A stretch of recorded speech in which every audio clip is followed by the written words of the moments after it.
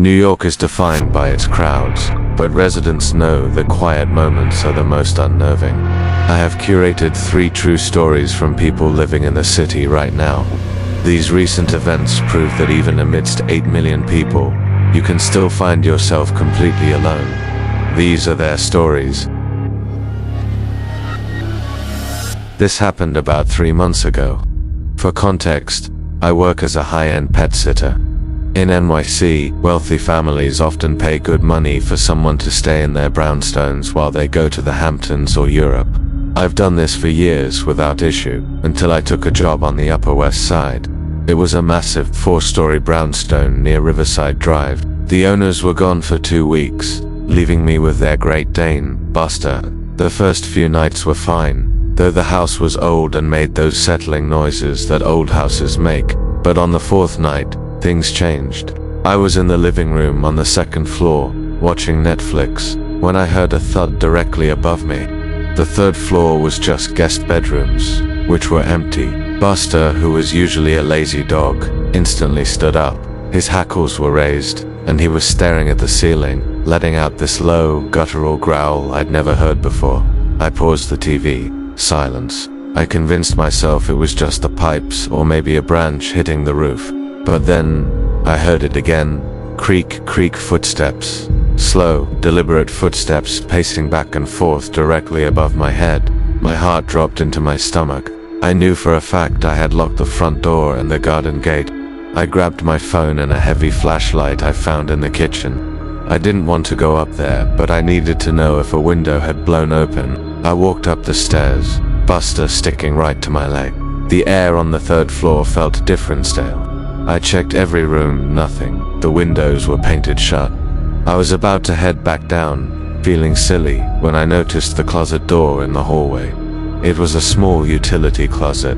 I distinctly remembered it being fully closed earlier because I had admired the woodwork on the door. Now, it was cracked open about an inch. I approached it slowly. "Hello," I called out. My voice shook. No answer. I kicked the door open and shined the light. It was empty. Just shelves of linens. I let out a breath I didn't know I was holding. I went back downstairs, but I couldn't shake the feeling of being watched. That night, I slept with the bedroom door locked and a chair wedged under the handle. The next morning I woke up and went to the kitchen to make coffee. That's when I froze. On the marble island, there was a glass of water. It was half empty. I hadn't drunk any water before bed, and the owners left the house spotless. Next to the glass was a wrapper for a granola barra brand I didn't buy. I immediately called the police. When they arrived, they did a full sweep. They didn't find anyone in the main rooms. But then, an officer called me upstairs to the master bedroom on the 4th floor. There was a walk-in closet with an attic hatch in the ceiling. The hatch was slightly askew. The officer boosted his partner up. They found a sleeping bag, several empty water bottles, and wrappers. But the scariest part, they found a small hole drilled into the floor of the attic, looking directly down into the master bedroom, right above where I had been sleeping.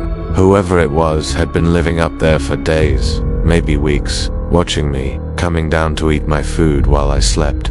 They slipped out the roof access before the cops arrived. I never went back to that house, and I don't think I ever will. I've lived in Brooklyn my whole life, so I'm used to the subway freaks. You learn to ignore them. But what happened on the L train last month broke me.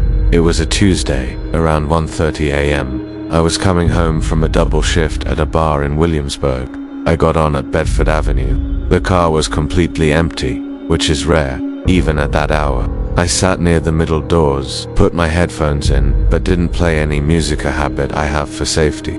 At the next stop, one guy got on. He wasn't homeless, and he wasn't drunk. He was wearing a generic gray hoodie and jeans. He looked totally normal, except for his expression.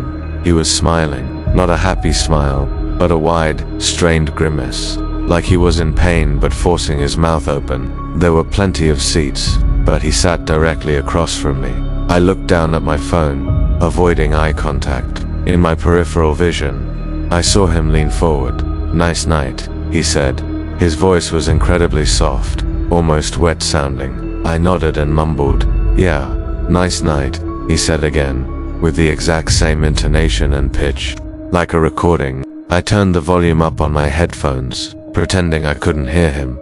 The train screeched as we went under the river. The lights flickered, plunging the car into darkness for a split second. When the lights buzzed back on, he had moved. He was no longer across from me. He was sitting in the seat right next to me. I hadn't heard him move. He was staring straight ahead, that rictus smile still plastered on his face. My heart was hammering against my ribs. I stood up and walked quickly to the other end of the car, near the conductor's door. I risked a glance back. He was gone. The car was empty again. I spun around, looking everywhere. There was nowhere he could have gone. The train was moving between stations. He couldn't have switched cars without me hearing the heavy doors open. Then, I looked up. In the reflection of the window on the door I was standing next to, I saw him. He wasn't behind me. He was crouched under the bench seats I had just left, peeking out from beneath the plastic molding. He was crawling on all fours, silently, down the center of the aisle toward me. The train slowed down for First Avenue. I didn't wait for the doors to open fully. As soon as there was a gap, I squeezed through and sprinted up the stairs, not caring about the turnstile. I ran all the way to a 24-hour deli and stayed there until my Uber arrived. I don't take the train past 11 p.m. anymore. I still see that smile every time I close my eyes. This story comes from a DoorDash driver named Chris. If you drive for delivery apps in NYC, you know the money is in the tips. So when I saw a $50 order pop up for a delivery to the outskirts of Brooklyn near Dead Horse Bay, I took it. It was pouring rain, a classic moody New York night. The order was weird, just a single fountain soda from a fast food place. Who pays $50 for a Coke? But I figured maybe it was some rich kid playing a prank or a YouTuber. The GPS led me away from the residential streets, past the old airfield, down a road that was barely paved. Dead Horse Bay is known for being a dumping ground for trash from the 1950s. It's desolate and creepy even in the daylight. At night, it's pitch black. The pin dropped at the end of a cul-de-sac surrounded by tall weeds and a rusted chain-link fence. There was no house, just an old graffiti-covered maintenance shed. I kept the engine running. I rolled down the window and texted the customer, "I'm here. Where do you want me to leave this?" Immediately, I got a reply. "Bring it to the door of the shed. I'm hurt. Please help." Red flag number 1.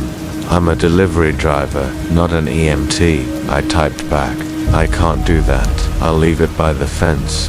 I got out of the car, soda in hand. The rain was deafening. As I approached the fence, I saw the shed door slightly ajar. There was no light coming from inside. Then my phone buzzed. Another text. "Don't leave. Come inside. I have more cash." I threw the soda over the fence and turned back to my car. That's when I heard the whistle. It was a sharp, piercing whistle coming from the tall weeds to my left, not from the shed. I froze. Another whistle came from the right. Then, a third one from directly behind my car. They weren't signaling for help. They were signaling to each other. I was being surrounded. I sprinted to my car, fumbling with the keys. As I yanked the door open, a figure lunged out of the weeds near the front bumper. He was wearing a dark rain poncho and holding something metallic. It looked like a tire iron or a crowbar. He swung it at my headlight, smashing it. I slammed the door, locked it, and floored the gas. I swerved around him, my tires spinning in the mud before gripping the pavement. As I sped away, I looked in the rearview mirror. 3 people were standing in the middle of the road, just watching me leave. They weren't chasing me. They were just standing there in the rain, silhouetted by my one working taillight. I reported the account to DoorDash and the police, but naturally, the account was made with a burner phone and a stolen credit card. I don't know what they wanted, but I'm pretty sure that single soda was just bait to get anyone out to that dead end. Those were 3 alleged true stories from New York City. It just goes to show that the scariest things aren't ghosts or monsters. It's the people you pass by every day, and the situations you don't see coming until it's too late. If you have a story you'd like to share, send it to the email in the description below.